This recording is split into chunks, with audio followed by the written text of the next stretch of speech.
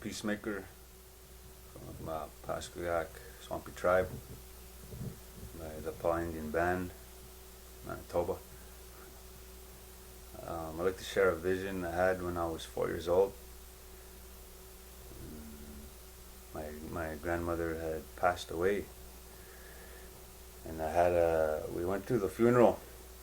Me, my dad, my mom, all the family. And I remember we buried her, all the prayers, and me and my mom went home. My dad stayed behind with the family and whatever. And we got home. My mom was cleaning up and stuff, and she made some soup. I ate, and she said, "Go play outside. I want to clean up before your dad gets home and have a clean place." So I went outside. I played outside, and my dad came home probably like 20 minutes, half an hour, maybe an hour. So I heard the car rolling up. I knew it was him. So I went running towards the roadway, and sure enough, it was him. He got out of the vehicle, and I waited there. I put my arms up, and he walked by. And I looked in his eyes. He looked hurt. So I felt sorry for him. I felt bad for him. It didn't bother me. He walked by, so he kept walking towards the house. I followed him without him knowing. And then as soon as he went inside, he shut the door. And as soon as that door shut, you hear him just crying really loud, calling for his mom. And I felt really sorry for him. So it did what the only thing I could think of which was to pray. My mom was always showing me how to pray, which is like a walk, I guess. So I went walking towards that trail that went towards Kicker's Field, where Joey Ross is now. So I went right there. I picked one spot in the clouds, and I started praying from my heart, praying. I felt sorry for my dad, and I was saying, "Jesus, give my dad the strength to stop crying, and come give him strength, help him." And then I prayed for must have been half an hour straight, looking in one spot. It was fall time. My wrists were cold. I could that feeling like when you can't zipper up your sweater now when you're playing in the cold. That feeling. The air was crisp, and all that started to go away while I was praying. It felt really warm, and I felt this really peaceful feeling. And I noticed that where I was praying started to make like a stairs, and those stairs started to roll down. So I stopped praying. I was just looking like, wow, eh? And I recognized a woman in that shawl, and the way I recognized that it was my granny. And I was like, "Granny, come down here. My dad's crying for you. He's crying. He doesn't want to stop."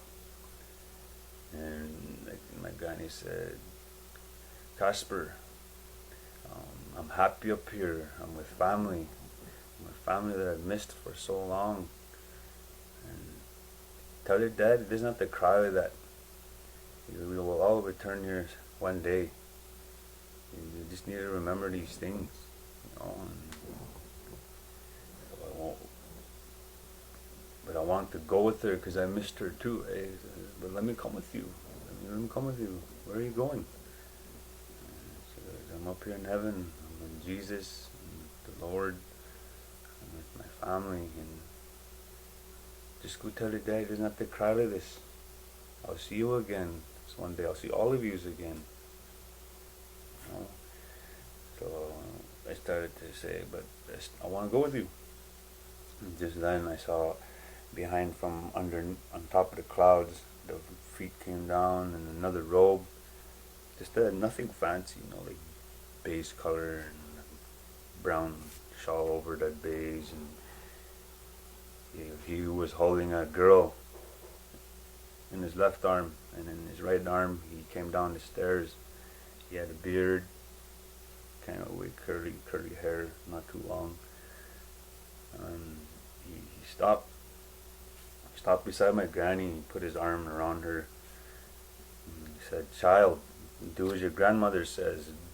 You go tell your father he doesn't have to cry like that. You will see your grandmother again. Do as your grandmother says. I will prepare a place for you, for there are many places in my father's mansion. I'll go and do this, and I will not tell you if it were not so. And you must remember these words and tell your brothers and sisters so that they may come home with me to the Father." And he says, go now, my child." I started walking backwards, and "I want to come with you," I said. "I want to come with you." It felt so peaceful, so much love. I can remember that. And then he goes, "I'll come back for you one day. You got to remember these words. Go now." And then he grabbed her, and then I can hear my granny say, "I'll miss you, Casper, but I will see you again. Remember these words."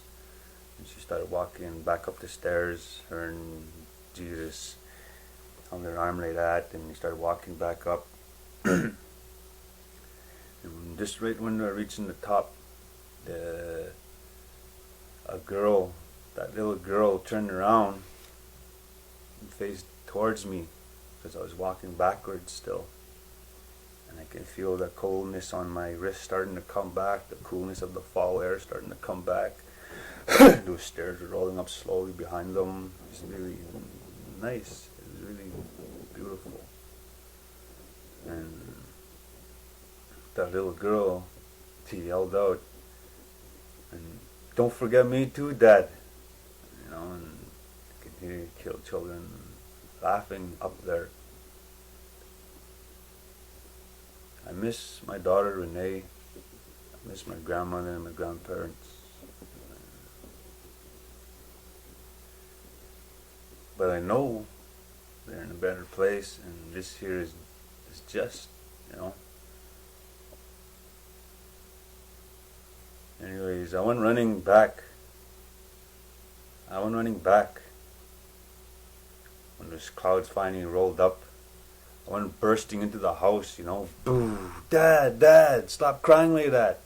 Granny said to stop crying like that. Jesus, he's in heaven with Jesus. I saw Jesus, and when I grew up, when my mom got us back from CFS, it doesn't matter where you place a child, you fuck with them. You fuck with that gift from God, and you will answer for that. I just want to say that. And she got us back, and I asked her right away, "Do you remember this?" When I burst into the house saying I spoke to Jesus and Granny when Granny's a couple hours after Granny's funeral. She goes, "Yeah, of course I remember."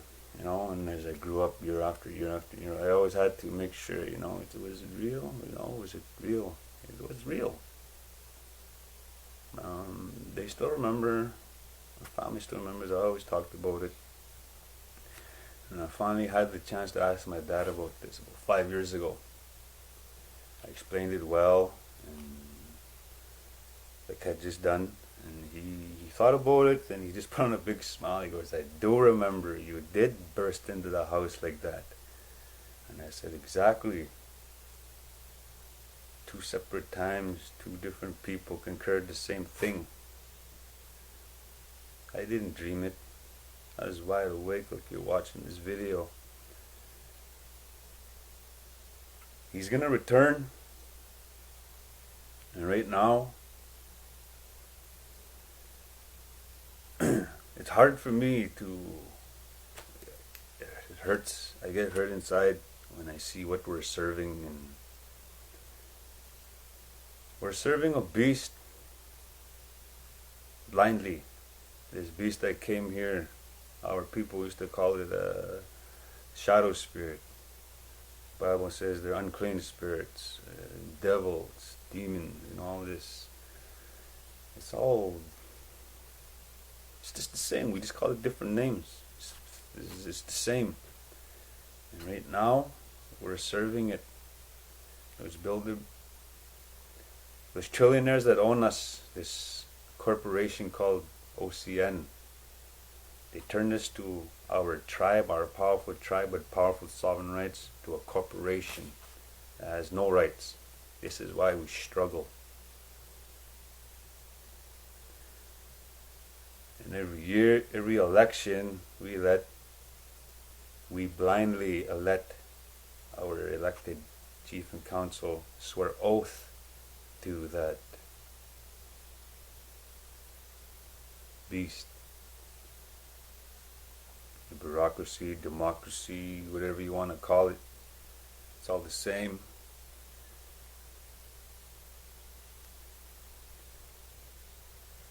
I'd like to share another vision. When I was 9 years old, I was playing with my older cousins. We're playing hide and go seek, and I hid, and they couldn't find me. They gave up. Gary went home. Later on, Neil went home. Arnold went home. My cousin Roland didn't want to give up. That's how he was. Anyways, he must have been about going on half an hour. They couldn't find me after everyone left, and he kept trying. Went on another half an hour. He got frustrated, and then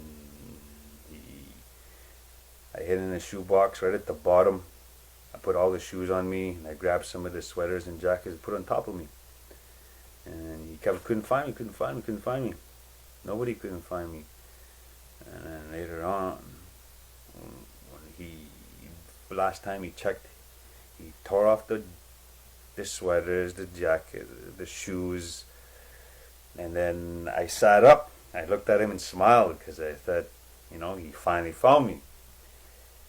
He just looked, and then he threw the sweaters back on me, and he said, "Where the fuck are you?" He was just crying, man. My mom said, "No more Joe." When he was walking down the hallway, just hitting the walls, "Fuck you, where are you?" And I said, "Just wait, don't see what he does." So I just kept those sweaters on me. No, he didn't want to come. He didn't want to come search no more. And that's when I heard this, like a sinister laugh. I thought it was maybe the neighbor, Don, walking by, just messing around because the door was open. The summertime, it was 2 in the afternoon, 1. So I looked through the crack on the doorway there. No, the door wasn't open. My outside one wasn't open, and it wasn't coming from outside. I kept hiding, just sitting there, and then rolling, just to try to make him come again. We didn't want to. Then I didn't hear that again. We got him. Hey Joe? And I just, what the hell? I looked towards my mom. My mom was sewing her fams on a couch, on an armchair. And she just kept humming her Cree tunes, her Cree hymns, singing there. And I looked, nothing, so I just hit the hit again. And then this time I heard it speak. It's saying, "Yeah, we got him, Joe. He can't even find you. And we wouldn't let anybody find you if we wanted. And if you accept me, I'll give you riches. If you want money, I'll give you money." And I was just thinking, where is this coming from? I put my ear against the wall because I thought Roland was just, messing around. I didn't hear anything in the wall. Then I heard, "No, up here." So I moved the sweater. I moved another sweater. I moved that closet door. Nothing. And then that's when I heard that again. "Up here. Don't be scared. Look up here." Then when I looked up, hey, fucking switch you not. This, what you see like on movies, that pale and black eyes and this ugly, rotting, sharp teeth. Is the energy of it was the reverse of what the energy I felt around Jesus and him showing me my grandmother going home. That was love, pure bliss. And when this thing came out of the wall, all I felt was paralyzing fear. And he was saying, you don't need to be scared. You have a whole life ahead of you. You're going to have a good voice. Come with us. We'll give you anything you want. And then, I tried to call out. I tried to move. I couldn't. I tried to move. I tried to yell out for my mom. I couldn't. And the only thing I knew, it was evil. And I started to pray. And when I said Jesus' name, that thing got mad instantly. No! Fucking take me! And I was just, that's when I knew I could move. So I started, and then my voice came out. So I started saying my prayers loud, getting up, and just fucking bolted. And I said Jesus' name again, Jesus, Mother Mary, come help me. That's when it came out of the wall, just fucking. If you people think it's a joke, what you're seeing on TV, and you think it's cool, all the vampires and all this dumb shit, you're giving your energy to that, what you're thinking is cool. Is real. And they're the ones who own those fucking movies you guys are all thinking is nothing. Why they want you to think it's nothing. This fucker is smart, man. But anyways, it's how it looked. And it came out of the wall in broad daylight. And these fuckers at the top of the game, movies, industry, music, all that, you know what you accepted. You know you're gonna answer for it. You still have a chance. You're still alive. Fuck, man, repent. Don't be stupid. So this is why I am the way I am, and I'm not gonna stop till my death. The Lord showed me the destruction and all these things of the earth. He showed me a lot, and I can't really say it all now, because we'll fucking probably do this video all night. He's it's real. He's coming, and my daughter, who was in Jesus' arms with my granny going into heaven, she came to me in reoccurring dreams, reoccurring visions. They just kept getting further and further and closer until it climaxed. Excuse me. To the church from that this dragon gave us. It's good. It's good to be good-hearted, but to do the right things and pray and all these things, it is. But you should do your research from where these things came from.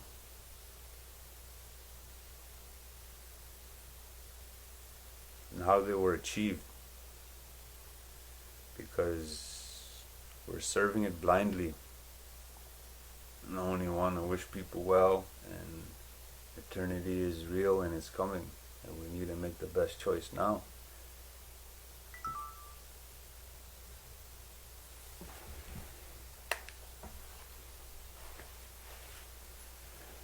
God bless.